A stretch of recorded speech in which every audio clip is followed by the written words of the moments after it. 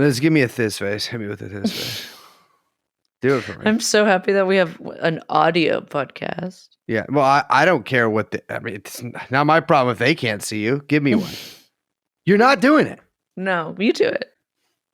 That you got to wipe awful. it down for you got to it's not I mean, come on. It's not like a model face or whatever. It's the thiz face. I mean, it's literally the directions for it are I know. Look on your face like you smelled some piss. Yes, she's doing it. Yes. That's the thing is a lot of people are like, what happened to Thiz? What happened to Thizzle? It actually, Liz really, her sort of emergence on the Bay Area rap scene really took that over because it all became the Liz face, the Lizzle dance. Dude, I said explicitly in the notes of our show, I said absolutely no jokes about Liz, Thiz, Franzak, no Lizzle. There's no Lizzle. Do I feel in my calcium deficient bones, shaky as they are, a nickname, Thiz Franzak? Jeffrey Epstein. Jeffrey Epstein. Jeffrey Epstein.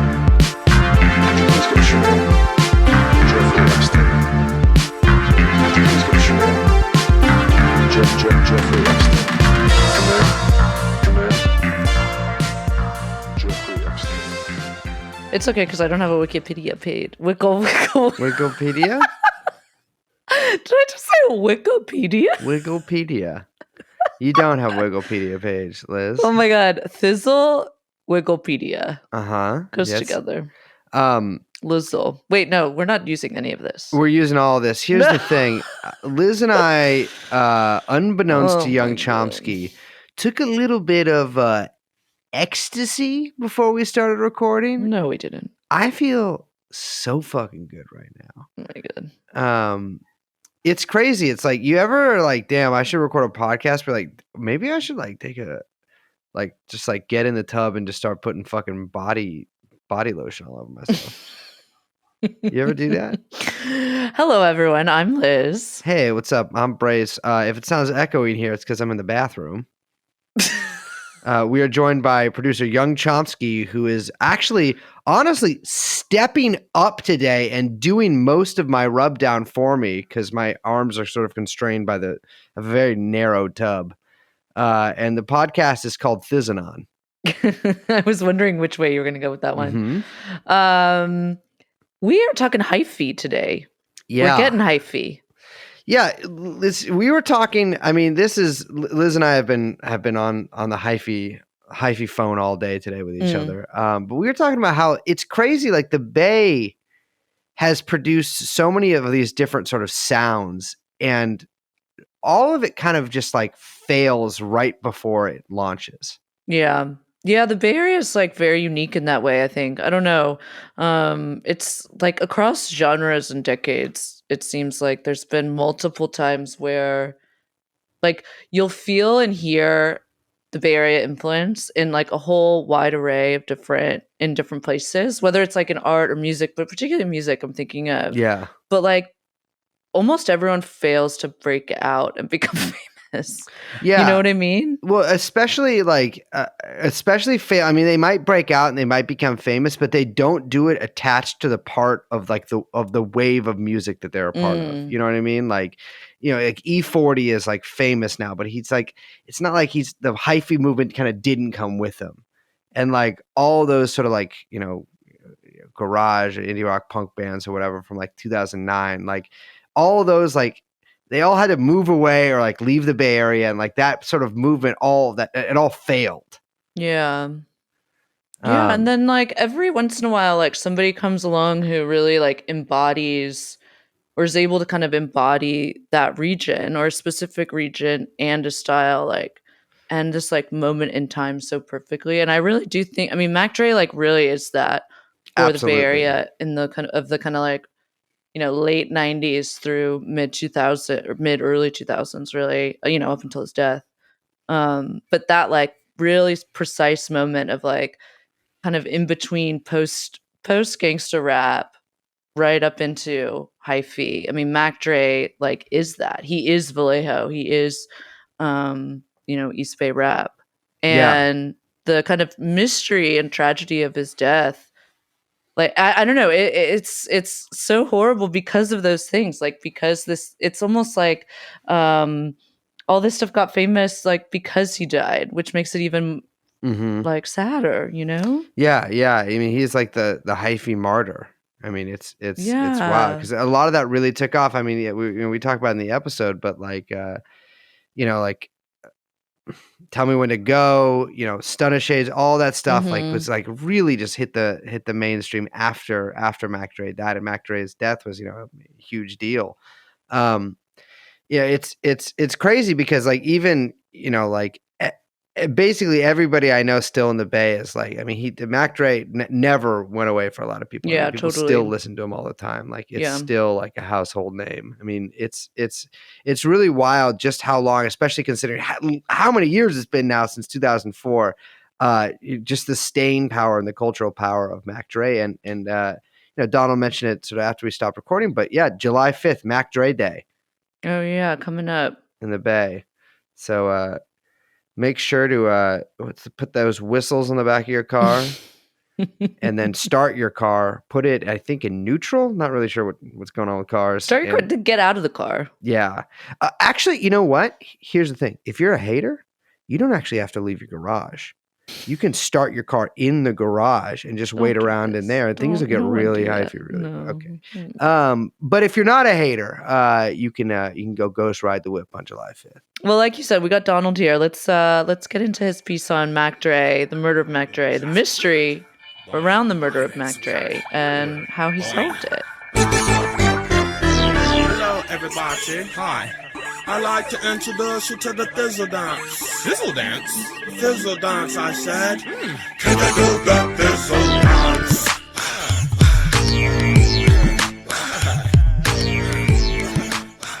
Welcome, ladies and gentlemen. We are going stupid dumb today here on TrueAnon. We are riding the yellow short bus. We are morons. We are stupid. And we are getting to the bottom of one of the biggest murder cases to hit Bay Area music, I think, in decades, the murder of Mac Dre. And we have with us here investigative journalist Donald Morrison from Law 360 to really talk us through kind of an astounding case. Donald, welcome to TrueAnon. How you doing? Thank you for having me. It's a pleasure to be here. I'm a huge fan. We got to start. Mac Dre, the hyphy movement, Thiz, ghost riding the whip, going stupid dumb. For those of you who don't know, Mac Dre was, when I was growing up, the biggest hands down rapper in the Bay Area, and the most influential musician of any kind, I think, in my young life. Even if you chose not to listen to Mac Dre or whatever, or were actively tried to get away from the hyphy movement during the early 2000s, you would be unable. And so Donald, talk to us a little about who is Mac Dre. Yeah, Mac Dre, like you said, he's an absolute rock star from the Bay Area, one of the architects of the hyphy movement. And I grew up in Portland, Oregon, and it was very inescapable there too. My first concert was Andre Nicotina and the Mob Figures. Oh yeah, sick. I think that probably was in 2006. So Mac Dre had already been dead for 2 years by the time I was old enough to know what's what. But yeah, he was hugely influential for me growing up as well. He was arguably like the biggest musical artist to me and my friend group. The thing is with Mac Dre too, is that he not only was part of the hyphy movement, he was basically the leader of it. Like, even all the stuff that he didn't come up, I mean, he didn't come up with the term hyphy. He didn't come up with a lot of this stuff. He didn't come up with ghost riding the whip, but all of that is super associated with him. And a little bit of background on Mac Dre. His real name is Andre Hicks. I think he's from Vallejo, later moved to Sacramento. It's funny, Liz. We were just talking before we started recording. There's like a very big departure point for Mac Dre, in musically at least, and I think that really coincides with when he went to prison.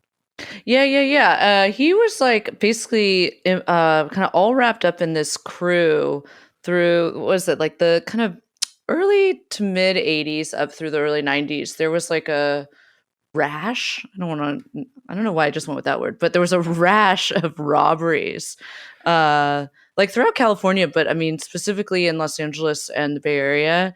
And there was like different crews that were kind of getting, these robberies pinned on them. One of them was this crew called the Romper Room crew. Is that what they call themselves? The Romper Room? I think Yeah, Romper Room Gang, right? Romper Room the Gang. Romper that's Room right. Gang it was based off of like a kids television show. Yeah. Saw. I watched that show as a kid. I like had a flashback to it when I was like listening to some of this stuff earlier. I was like, whoa. But Mac Dre basically he got pinned for a bunch of these, or like one of these robberies, or conspiracy to commit a robbery, and put away for like 5 years. It's a crazy story too, because he, the Romper Room Gang, they were known for like robbing pizza stores specifically, and for banks. And another Bay Area rapper, Jay Diggs, he still gives like interviews. He was one of the ones arrested for that conspiracy to commit bank robbery back in 1993. And Mac Dre, they had like gone down there, and while Mac Dre was hooking up with some girl, his friends were casing this bank, and the cops had been working on this for like years, trying to get these guys. And they show up to the bank to rob it, and the local news crew picks up on the radio that this big thing is going to happen, and blows like this years-long operation by the police. So they clearly weren't very smart in planning that one, but they still had enough to like, I think they found burglary tools, maybe some masks inside the car. And because Mac Dre wouldn't tell on his friends, is the legend, he did 5 years. And, that's a hard time for not robbing a bank. Yeah. Yeah. And I mean, he was like coming up before this. I mean, he already had like, I think he had like at least a couple mixtapes out. Like people knew who he was. There was like the Bay Area had a kind of, I mean, it wasn't yet anything close to what hyphy, like even in sound, it wasn't even close to that. It was much more like gangster rap kind of style, I guess you could say. Yeah, absolutely. He was like, people knew who he was, you know what I mean?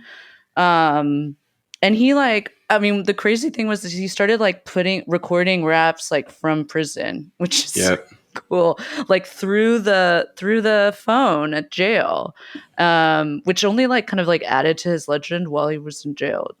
Absolutely. He was like one of the first rappers to do that. And he wrote Too Hard for the Fucking Radio, which is his big first single. He wrote that while in high school. And then it was on the Young Black Brother album that he released while he was in prison. So like he had a couple mixtapes, but that prison stint, I mean, it came before his like major debut. Like it really stifled his plans of becoming an artist. It was like a very tragic time to have that happen. Yeah, it's crazy because Brace and I were just like talking about this, and I was saying like it's so fucked up to like imagine being in jail and then like watching a bunch of your boys and kind of the Bay Area like get famous and rap like really take off, because this is like, I mean, that was like what, like 92, 93? Yep. I mean, this is like, right when everything is starting to kind of explode, and he's, basically sequestered away from all of it. Exactly. And he's I think he is the first rapper to have his lyrics and his art used against him in the case. Like, I think it predates Tupac's 1994 thing. And so that's something that, we see a lot of these days. So yeah, it's crazy.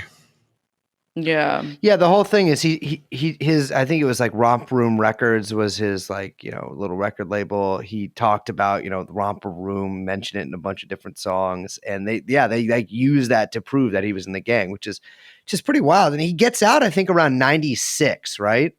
Yeah. And I think so. From what I understand, I'm no hyphy historian, and that's the thing. Like, I'm not an expert on any of this stuff. This is basically just like me remembering kind of like how this stuff went down. when he gets out though, like it seems like from what I get from like what his mom says and kind of what his friend says, he was like, he wanted to like kind of leave like the gangster, at least sound behind, and basically become like fun, I guess you could say.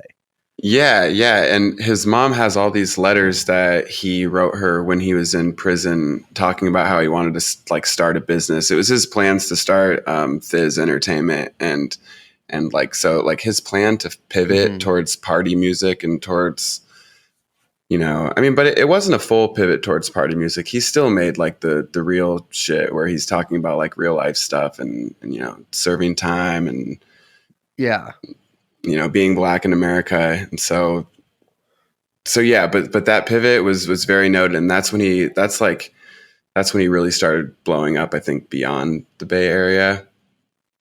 But it's hard for me to say because I don't remember. Yeah. Well, the thing is, like, I mean, a little after he gets out and sort of coinciding with this, there is what becomes the hyphy movement in the Bay Area, right? I think hyphy was first originally coined by Keek DeSneek, and which I read in an interview he says was because when he was little, he ate too much candy and would like go crazy from eating too much candy, which I get. Has that, you know, same thing with me.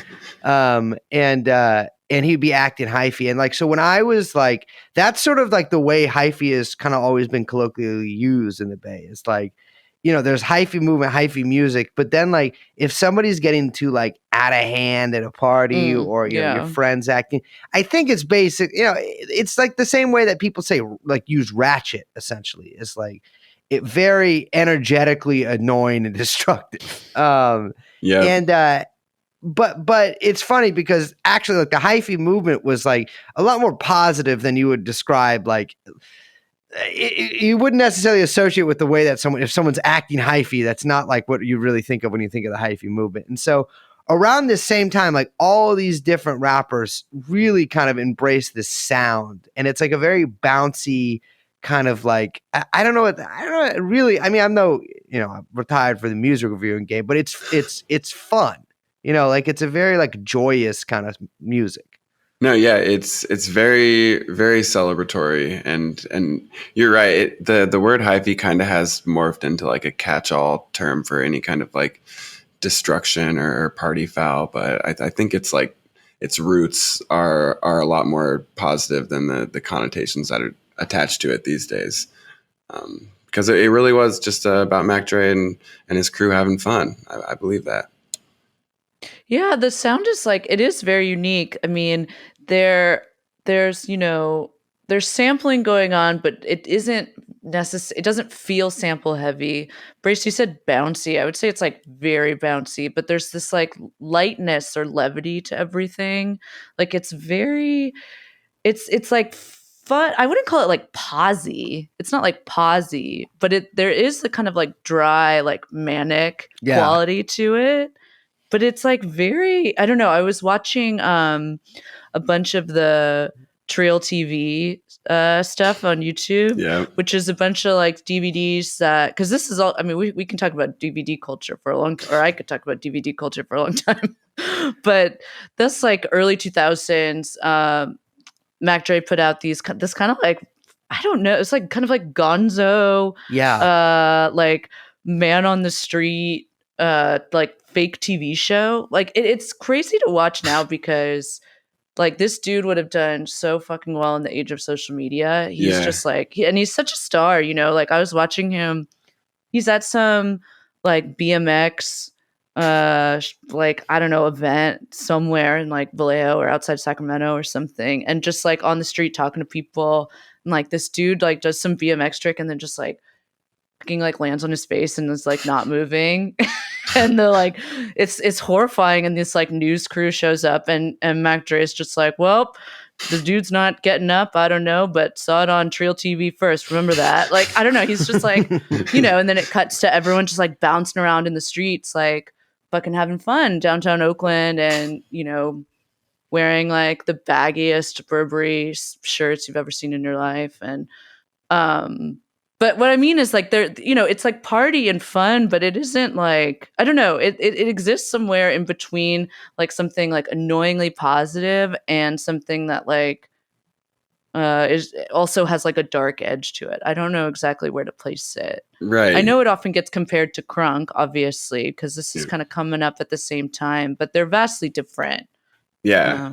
Yeah, absolutely vastly different. And like Mac Dre was from what I've heard, the people I spoke to, he was an everyman. Like he could go into like any kind of situation and come out like best friends with anybody. And like the Trill TV DVDs, I remember ordering those off of eBay back in the day, and like they were like, it was kind of like the Girls Gone Wild of Bay Area rap DVDs. Yeah, it definitely was. Yeah, it'd be like mixed car mixtapes, kind of. Like it would be just like dudes on the street making mixtapes of them like driving around Oakland. Yeah, and I'm so grateful for that footage too, because it's like some of the best footage that we have of Mac Dre just like being himself and doing his thing. Yeah, I used to a couple. I mentioned this right before we started recording, but my personal connection to Mac Dre is, well, by personal I mean like third degree connection to Mac Dre, is that he robbed a guy I know in a field in Vallejo in the 90s, and then like years later, the guy ran into him at a party and was like, "Hey, you robbed me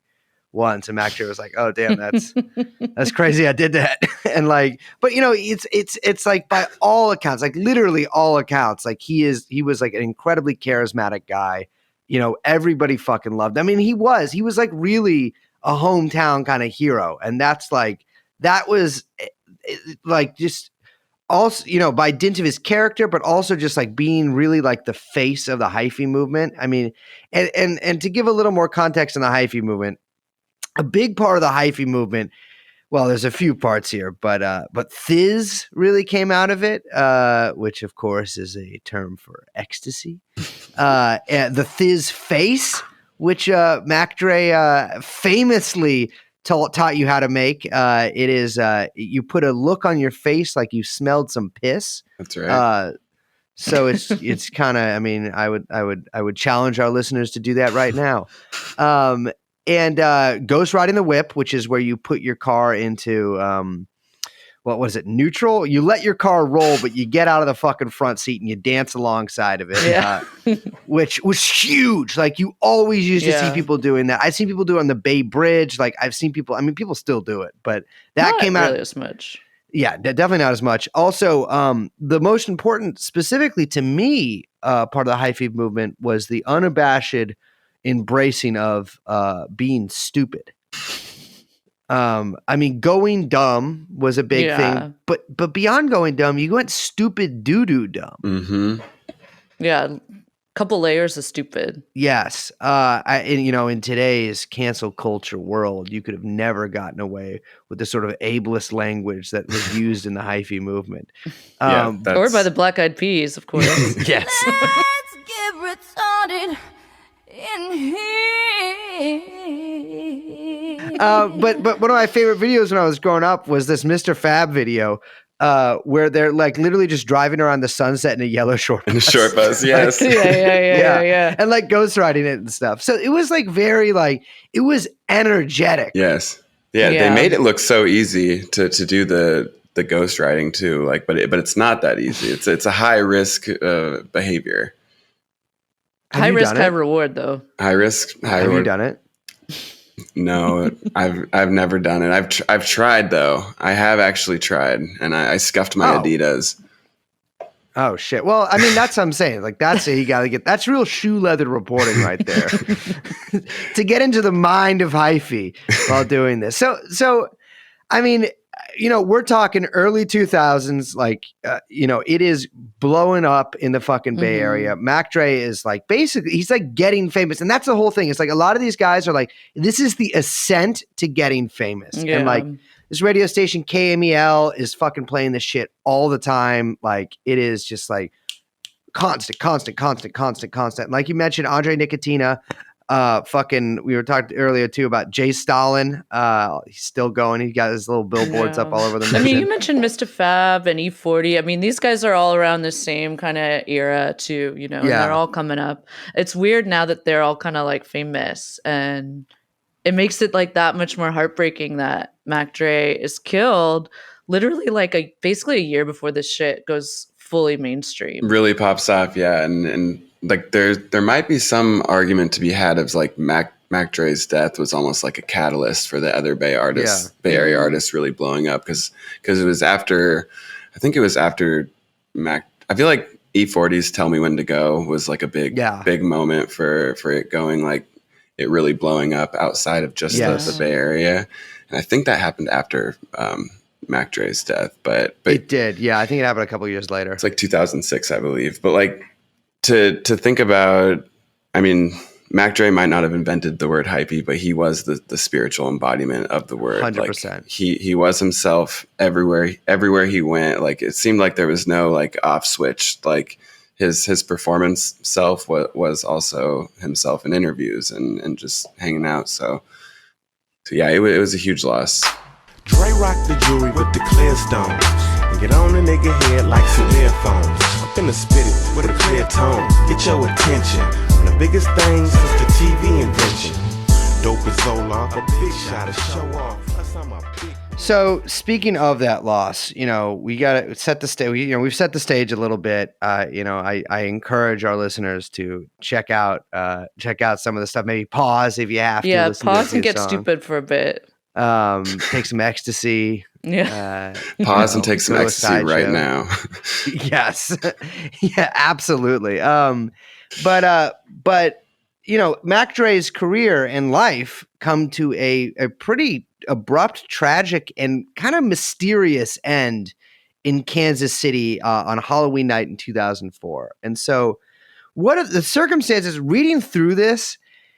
You're reporting, talking about like the circumstances and like the guy who organized the show and all this stuff. I mean, obviously, I was not playing rap shows when I was a teenager, in the same era, but I was playing a lot of punk shows, and the disorganized kind of nature and like money just like disappearing and like everyone being laid and like everything all getting fucked up really brought me back. But he's brought out to Kansas City, and tell us the circumstances about that. Yeah, so I mean, this is like 12 days after he releases what would be his last album.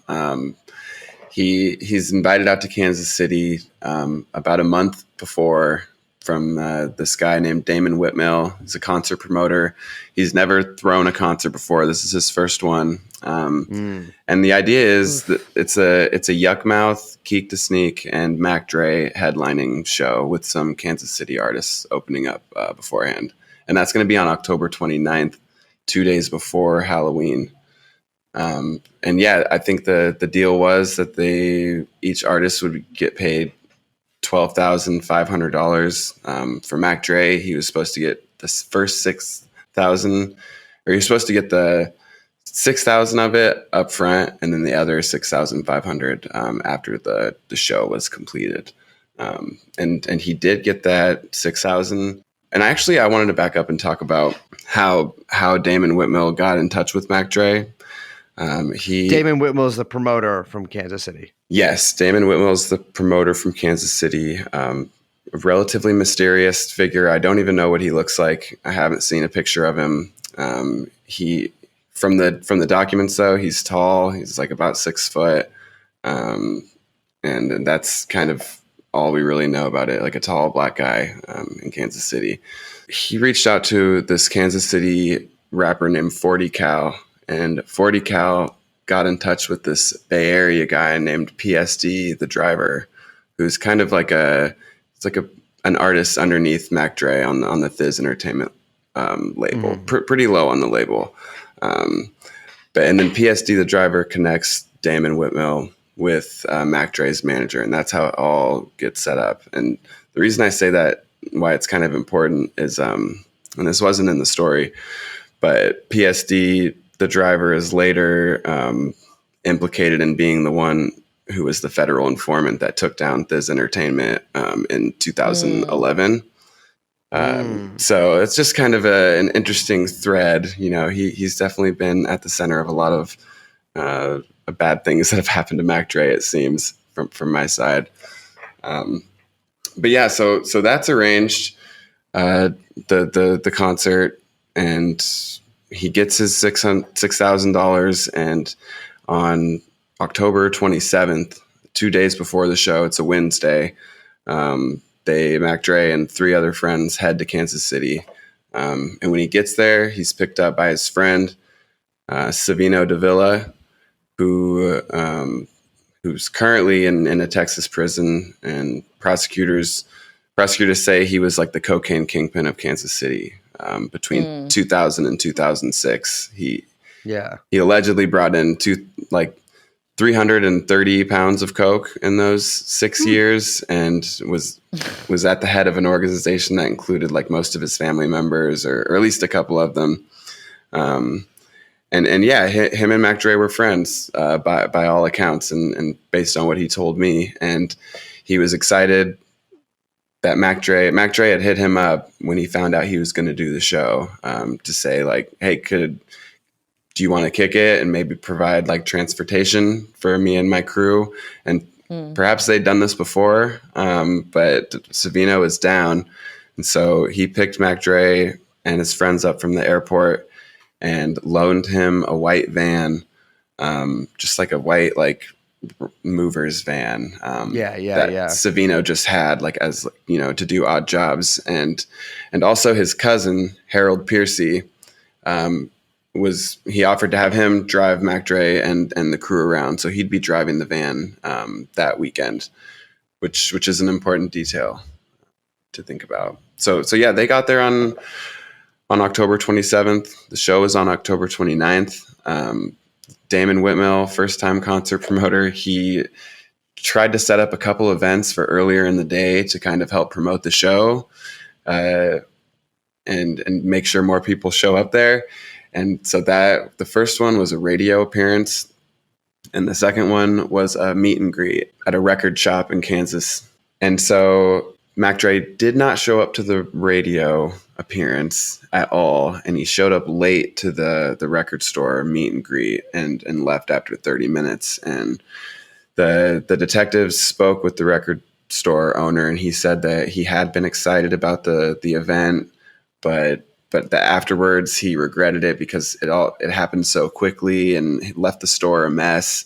And you know, it basically wasn't a successful meet and greet, I guess. Yeah, that's the thing that seems to sort of follow this story, or his Mac Dre's time in Kansas City a lot, is that things are fairly chaotic. They happen very late. They're very disorganized, and everybody is totally confused. Yep. Yeah, no, that's what it seems like. And it's hard to, because everything we really know about this are from these documents and from these transcripts. And there's like 100 interviews in there, and nobody really has a clear incentive to tell the truth in this story. Yeah. Which was difficult. And, you know, it's worth acknowledging that we might never know the full unabridged truth of this incident.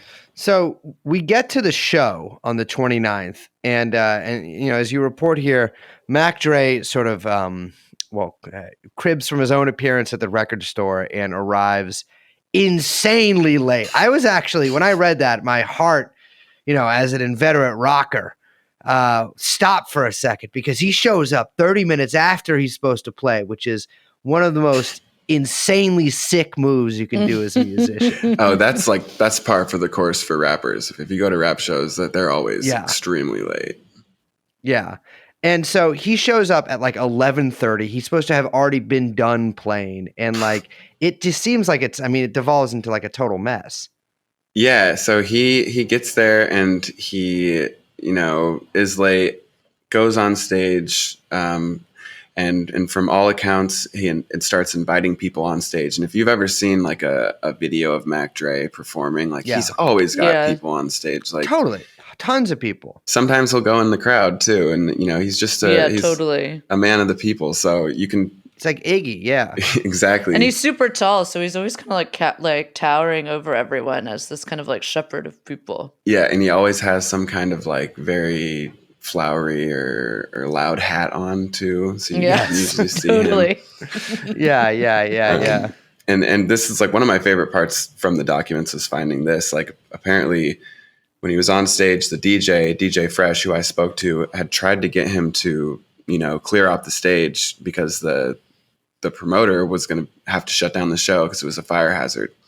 And apparently he went up to Mac Dre and Mac Dre said, "That's not my job," which if you're a big Mac Dre fan, Absolutely. That's a famous song, "Not My Job." Yeah. I'm a pimp / rapper. That's one of my favorites, to be honest. Well, so I mean that's the thing, and like that is like really a sort of important like thing to note for this story is that like Mac Dre arrived late, but the sort of subtext to that is that the promoter had to rent this pretty expensive venue for more time in order for Mac Dre to perform, and then Mac Dre in the middle of performing basically gets the show shut down because he's partying on stage with too many people. Yep, and yeah, that's exactly what happened. Like the show got shut down, and presumably the promoter was pissed. And we know from the interview that Damon Whitmill gave with the detectives, and the day afterwards, he changes his story 3 times. The first time he says that he lost money on the show, and then the second time the detective asked, he tells him that he broke even, and then on the third time, he tells the detectives he actually made money on the show. So you can't really. Hey, I'm bad at math too. I get it. Yeah. Oh, I'm sick of these chaotic e-girls.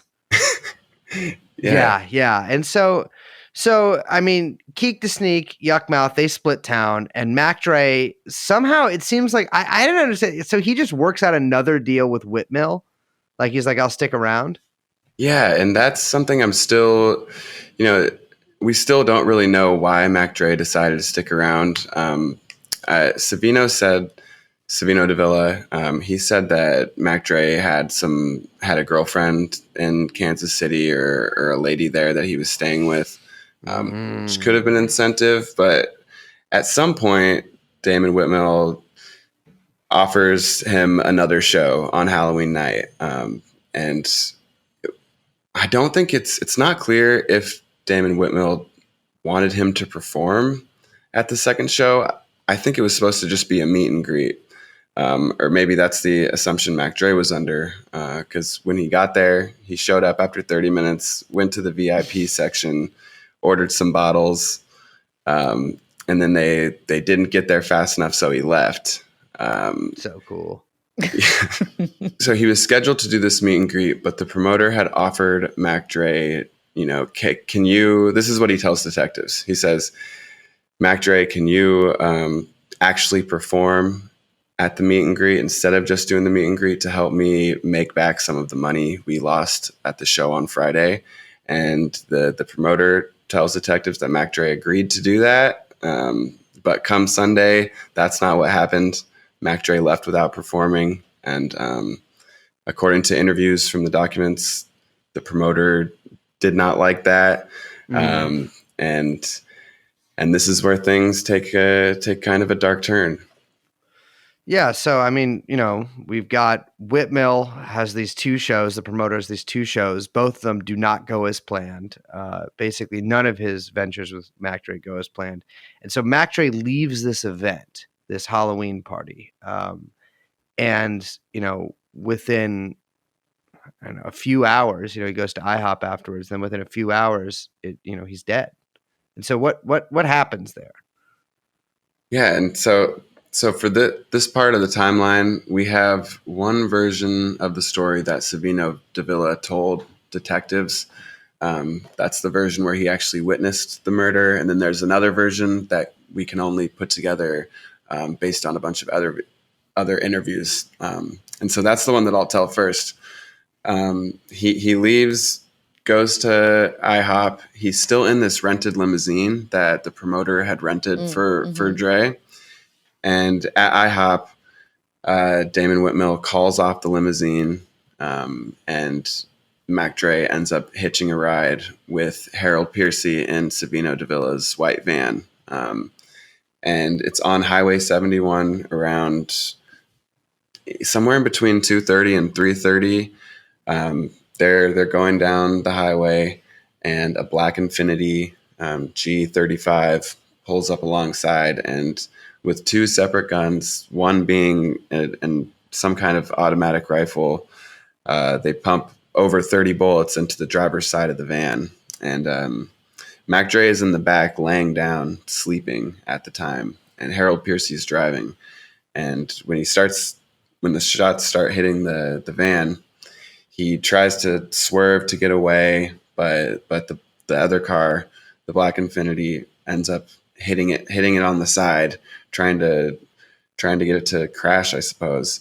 And the van ends up going over the divider, crossing up the other side of the lanes, and then crashing into a ditch that throws Mac Dre's body from the van into the muddy ditch, where he dies. And he dies from basically one shot to the back of the neck.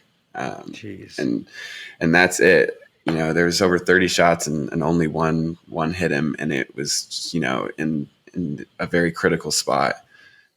And so, this is a gigantic crime scene. It's I think it was 2 miles long almost. Yeah. And so it's crazy to think of Mac Dre, such a hero to the Bay Area, dying in Kansas City, so far from home, in such a loud, violent incident. And then there's just no information about it for years. So yeah, and the crazy thing that you mentioned in the article too is that there's an hour before the cops get there. Yeah. So the driver, Harold Piercy, he gets out and he's not hit.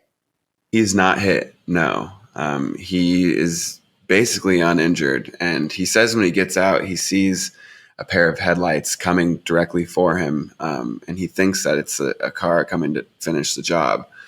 But he runs, no cell phone. It got lost in the crash, and he runs back to a motel that Dre's friends were staying at. Dre had been staying at a Sheraton, but his friends were at a cheaper, shittier hotel across town.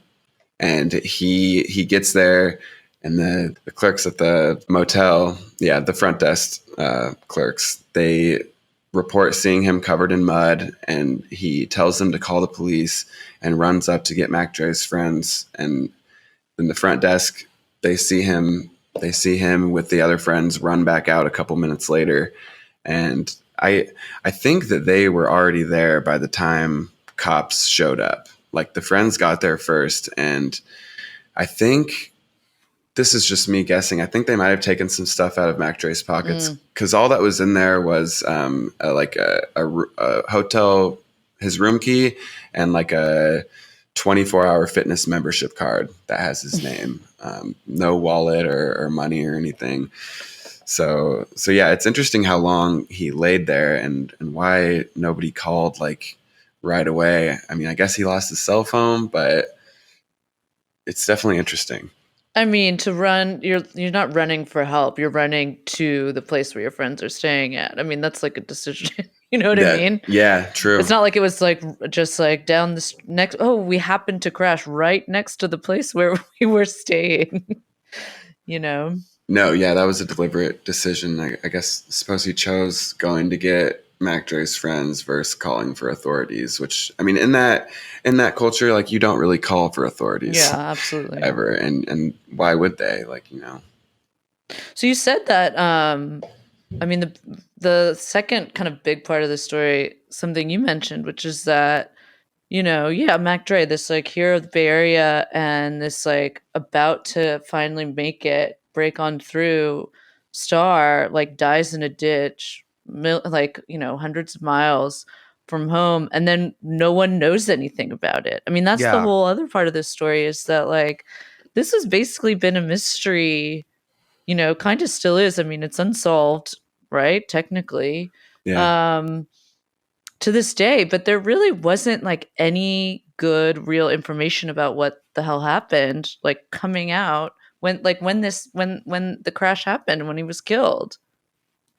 Yeah, there's been no real good information, and there was a couple articles written about the shooting in this small Kansas City alt weekly called The Pitch, and it was all the articles weekly. Yeah, right. And really all the writing about Mac Mac Dre's death is very like sophomoric. It doesn't seem like the journalistic world really like delved into it at the time, which is very in line with how they like approached hip hop music at the time too.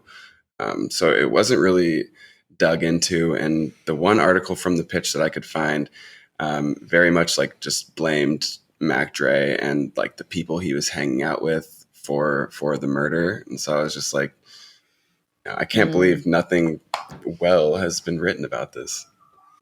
Is that what brought you into the story? Yeah, well, what brought me into the story, weirdly, I just wanted to write about Mac Dre's like influence on the Portland music scene. It really had nothing to do with his murder, but I thought that I might touch on it in the story, so I requested the documents from the Kansas City Police Department, and they wanted $114 for him, and I did not have that much money at the time. So I asked my friend who I'd met in an Oxford house, a halfway house earlier, like 6 years ago, and he ended up paying for half the documents. Yeah, he was a huge Mac Dre guy, and I know you guys have met Mac Dre guys before. Like they know every lyric and. Oh yeah. Oh, it is. Yes. That's a type I've of also guy. met a lot of halfway house guys before too. It's all yes. You've had my most memorable experience, and a lot with of them are Mac Dre guys. Yes, my most memorable experience with one is I jammed with a guy once, and then he immediately sold my bass and bass amp for meth, which respect. Yeah, that happened to my Super Nintendo. Really? At Oxford, yeah, they sold my Super Nintendo. So we got Mac Dre dead here, and then the cops kind of like stumbling around trying to figure out what it was, because Mac Dre was not a known quantity to the Kansas City Police Department at this time. They did not know who Mac Dre was. Like, they didn't realize that he was like kind of an important figure.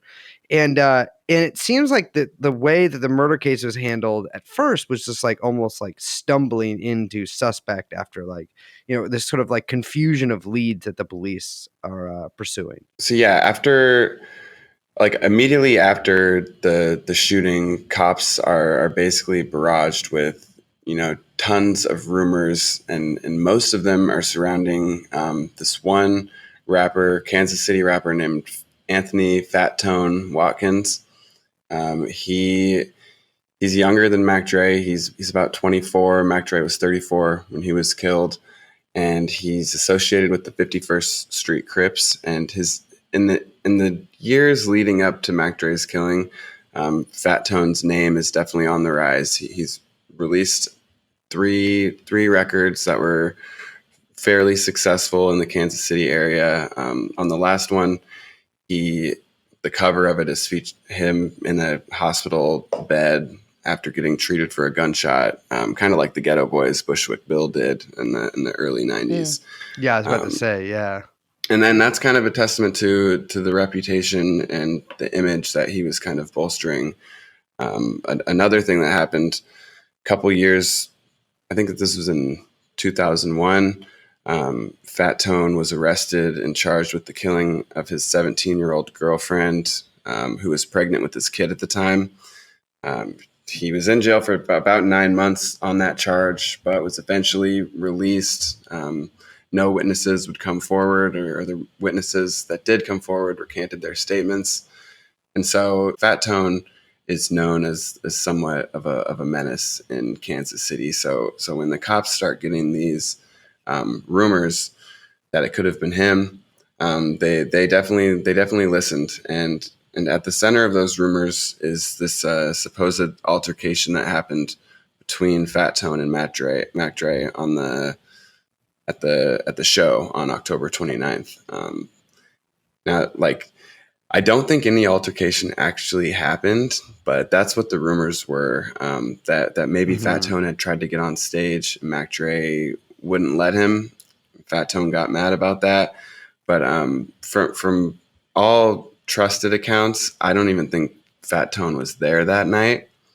I talked to the DJ Fresh, who DJ'd that night, and he said that, and this might get a tiny bit confusing, but he said that in between the two shows that Mac Dre did in Kansas City on October 29th and Halloween night, the night he died, DJ Fresh DJ'd another show that Saturday, October 30th, where Fat Tone was there and got into an altercation with someone else.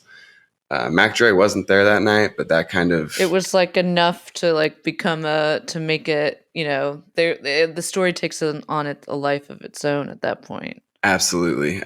And people, you know, kind of wanted it to be Fat Tone in a way because it's a very, you know, it's a very exploitational crime, like two rappers killing each other. Absolutely. You know, people want to hear that kind of stuff, especially in 2004. But from what I found in the documents, police knew relatively quickly that Fat Tone had nothing to do with it. Fat Tone goes to the police station himself, talks to detectives, says he wasn't there that night and that him and Mac Dre are friends. He even mentions a song that him and Mac Dre had did together that was on like a Bay Area compilation, like mixtape. But still, rumors persist that he actually did a diss song. Like Fat Tone did a Mac Dre diss song where he said that he wanted to kill the Thizzle Man. And that's never been found. Like you can find people online talking about it, but like I can't find that song. I don't think it exists. Yeah, he like even told police, he was like, I'm not even worried about anything because I know I didn't do anything. So like, I'll just talk to you, whatever, it's cool. Yes, yeah, exactly. He was very he seemed to be very open with police, but in public, I think the theory is that he wasn't so forthcoming with the knowledge that he didn't do it because it bolstered his image and helped him to sell records. So, you know, he could be a victim of clout chasing, one of the first victims of clout chasing. Oof. And he is a victim because it ends up. Yes. Speaking of, he claiming dies his life. just a few months later. He's killed. Yes. Someone thinks that I mean, you know, it's rumors, but they think because in retaliation for Mac Dre's death. So yeah, 6 months later, a Bay Area promoter and artist in his own right, Mac Minister, real name is Andre Dow. He gets in contact with Fat Tone and says. And lures him to Las Vegas, basically, under the guise of performing with Snoop Dogg.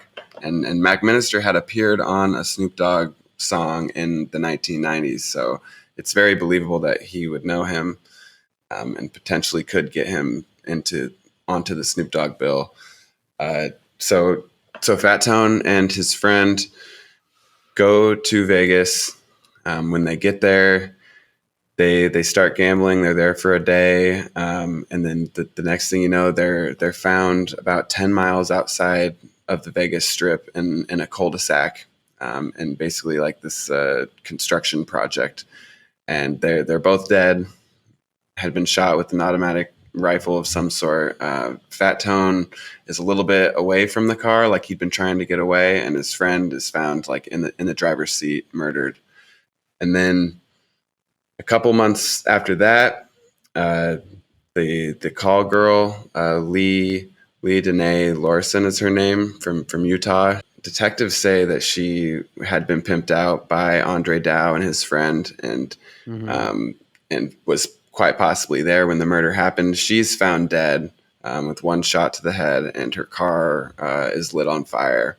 And Mac Minister goes on the run. And he's on the run for just about a year. And during that time, he records the intro to the rapper The Game's sophomore album, The Doctor's Advocate, and releases a couple songs. One song called Fuck the Law he releases while he's on the run. And then he makes like the FBI's top 10 most wanted list, and America's Most Wanted does a segment about him, and he becomes like number 1,000 or whatever of people that are arrested because of America's Most Wanted, which is kind of funny. So he goes down, and I think for a lot of people, like that was sort of like, I mean, the sum up of the Mac Dre case is like, well, all right, you know, he got killed by this Kansas City rapper, and then one of his friends killed the guy. and that's kind of it. But that never, like, the case was never closed. Like, the cops never figured out who killed Mac Dre. And, like, you know, obviously there were other people in that car too, and none of them being Monsieur Tone. And so the question remains, like, who was in that Infinity that shot the car, and why did they do it? Like, why was Mac Dre killed? Yeah, and none of that stuff is really known or reported on. A lot of Mac Dre's friends, like Jay Diggs, a famous Bay Area rapper, he's done interviews where he says, "We know it's not Fat Tone, and the people who did it have been taken care of."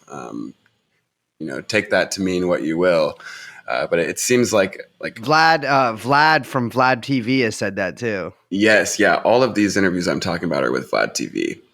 And Vlad TV is kind of like poking and prodding at these people, trying to get them to snitch on somebody. But yeah, but nothing's really known. I think you guys are exactly right. Like, I think the public, once the Fat Tone saga kind of ended, that kind of put a neat little bow on the story, and they were just like, oh, you know, rappers be killing each other. You know, that just happens. But that wasn't what happened at all. And so aside from those Fat Tone tips, the police and the main detective on this case is this guy named Everett Babcock, who is kind of a celebrity detective. He was on the First 48, that A&E show about solving a crime in the first 48 hours. Yeah. Apparently it's very popular. I never watched any of this kind of stuff. I used to watch. I used to catch reruns back in the day. But he's like this. He's a big man, gray hair. He's somewhat of a celebrity around that department, I can imagine. And he shows up on the scene about like 6 hours after the murder. And the first real tip that he gets is about the Infinity. Somebody called in that it had been abandoned near their house, and it looked like it, you know, foul play had been involved. And so the detectives get there about 5:30 p.m. on November 1st, and the car is completely totaled. There's paint scratches from where it had hit the white van. There's gunshots in the car, but imagine the gunshots were fired from inside the car, so the metal is curling outwards. So it looks like the shooters had been inside the car. And the tipster said that he saw right around 4:30 two men come and ditch the car and then get into a blue van. And so fairly quickly, two other people began coming into the fold here, two other suspects, and their names are Calvert Antwine, who goes by Papoose, and Taryn Smith, who goes by T-Baby.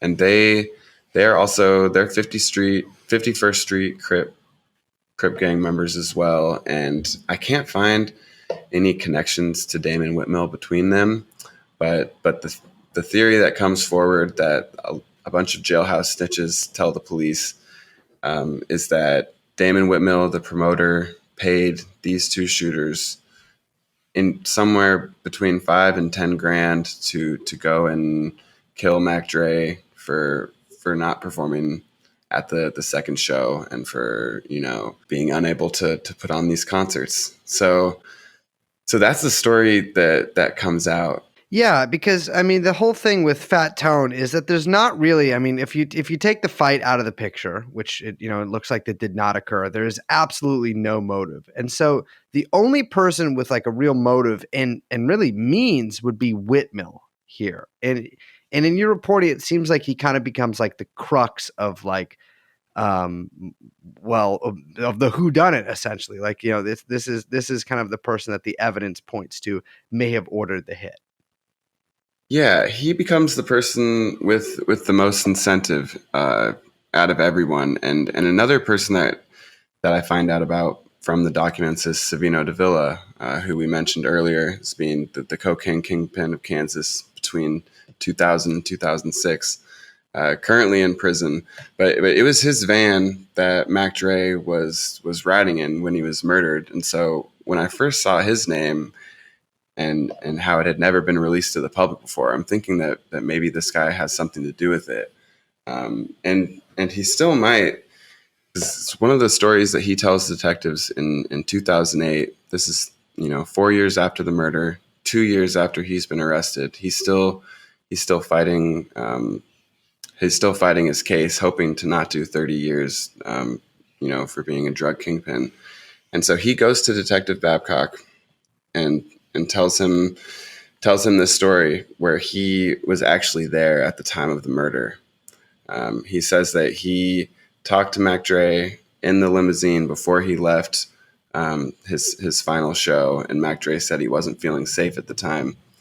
And then that he gets in his car and he's following the white van as it's making its way towards the hotel, and he sees this black Infiniti pull up and shoot his van with his cousin riding in it, Mac Dre in the back. Mm-hmm. And he witnesses the whole thing. He tells detectives, he even tells detectives that it was the promoter that had likely ordered it.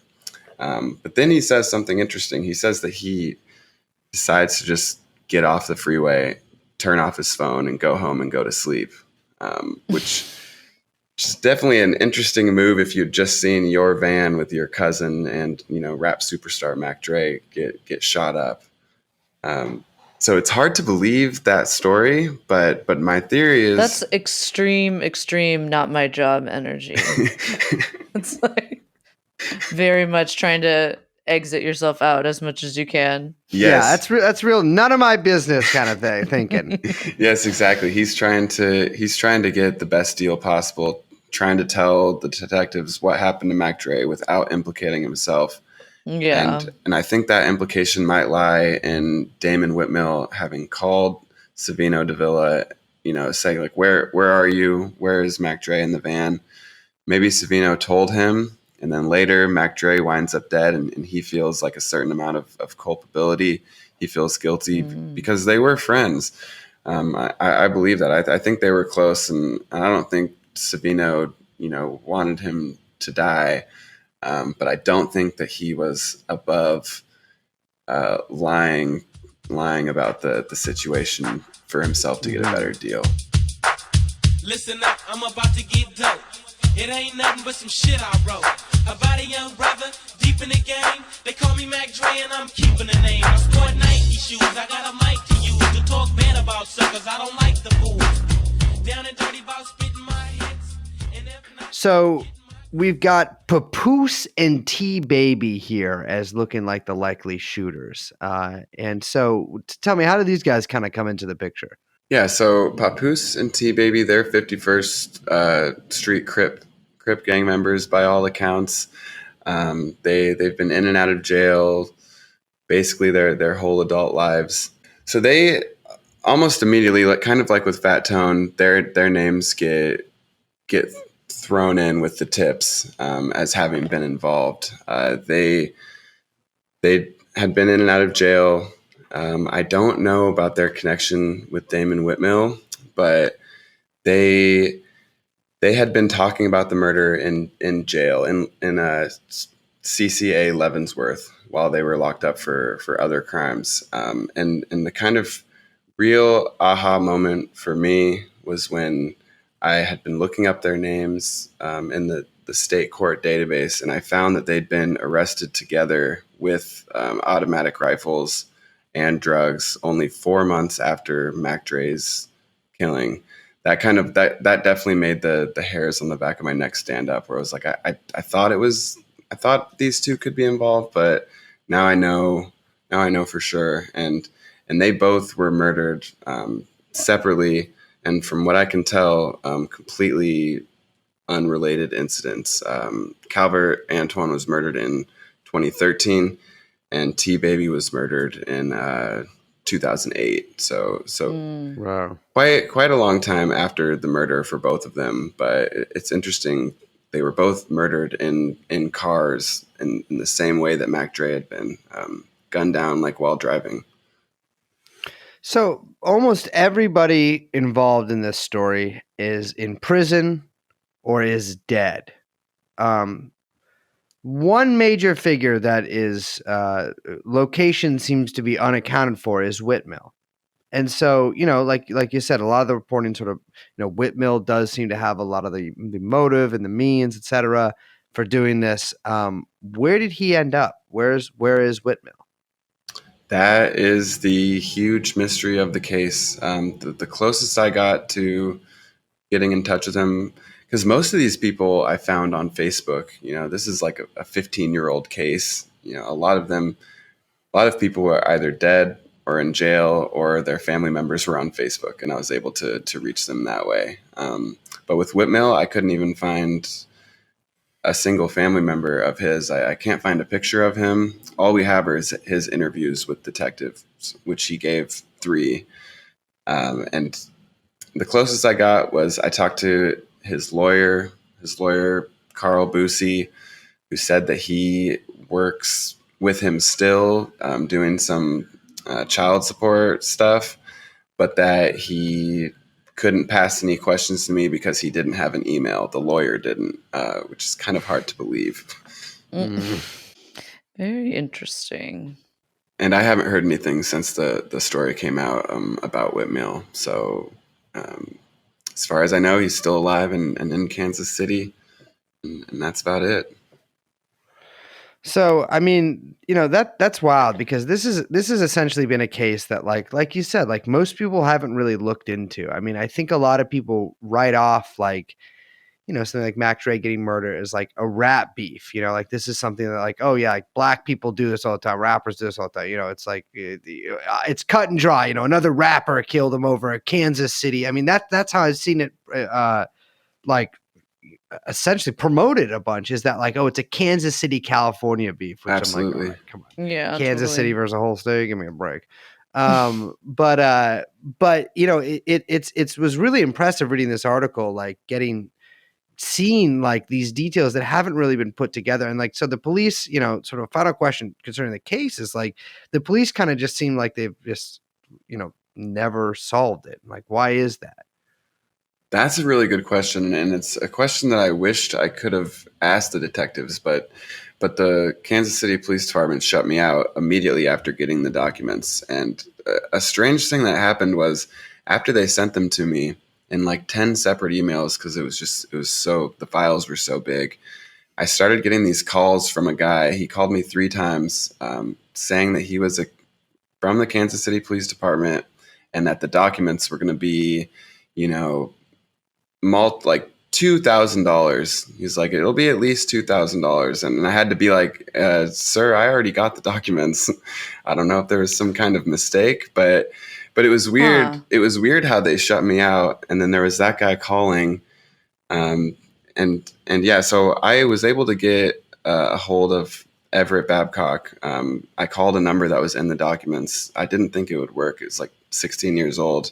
And he answered and immediately said he couldn't talk. And then I asked him, I was like, I have all your notes. It looks like you solved the case. And he said, yeah, well, if you have the notes, then you know who did it. And which was a pretty big moment. But to speak on why they didn't solve it, I think the Kansas City Police Department they have so many cold cases. It's sometimes the murder capital of the U.S.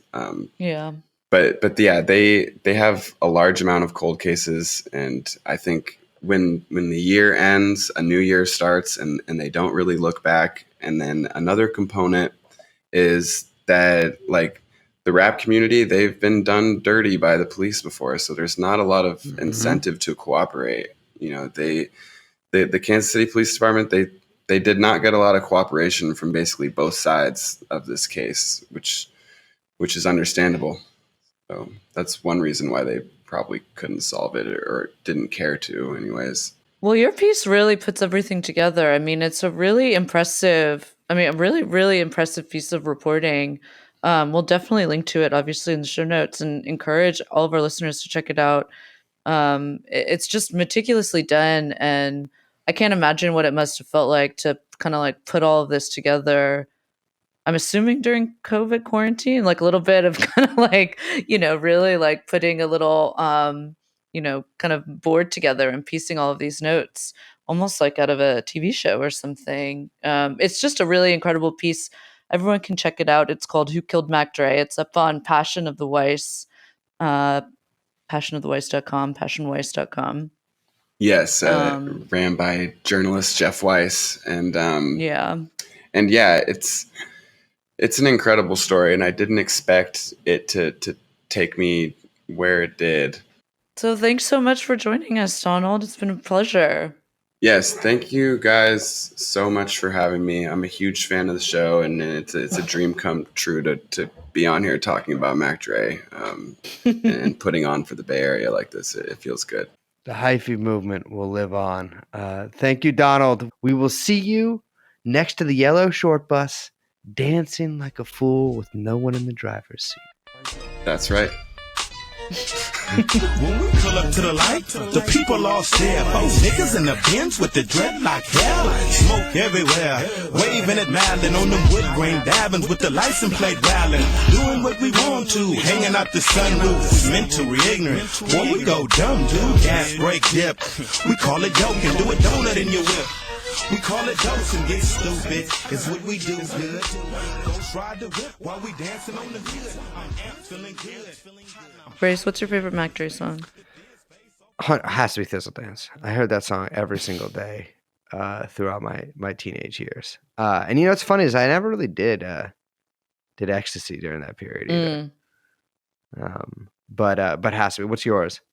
I think Not My Job is my favorite. The classic. Yeah. Oh man. I can listen. There's like, yeah. I like when it's real smooth and light like that. Mm-hmm. It's nice. Yeah. I like Jay Stalin's ballads. Is sort of he does. Yeah. He's got some real mostly about money, but they're good. They're it's still love. Yeah, 100%. It's funny. It's sideshows became such a huge thing, I think, in the Bay, like really after a lot of this stuff. And they fucking rule. Yeah. The Annihilation Time house used to be, I guess still is, I don't know if they call it that anymore, is right next to this gas station in Oakland. There'd be like 200 cars there every single night. And gotta say, made me want to learn how to drive because I'm like, you don't even have to go very far. They're all stuck next to each other. You can just sit in it. All right. Well, with that being said, my name is Brace. I'm Liz. We are, of course, as always, joined by producer Young Chomsky. This has been TrueAnon, and we'll see you next time. Bye-bye. Jeffrey Epstein.